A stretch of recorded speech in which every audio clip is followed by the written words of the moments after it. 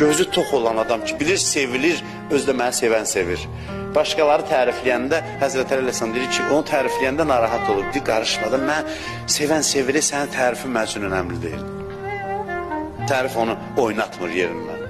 Amma adam da var, bir dənə yaxşı oğlansan, deyir, vəssalam, məstdir həmin gün. O məstliyin də dalıca acılıq gəlir. Çünki mütləq biri də tapılacaq deyəcək, yaxşı oğlan deyilsən. O da tapılacaq da, hamı bəyənməyəcək. Ona görə Nastrenisi, belə deyək, əhval-ruhiyyəsi həmişə stabil deyil. Yaxşı söz eşidir, sevinir, pis söz eşidir, kədərir və belə dəyişkəndir. O sevgini hiss elədikdən sonra alçaq şeylərə könül bağlamayacaqsın.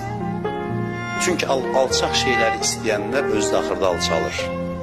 Uca şeyləri istəyənlər axırda özləri də ucalır.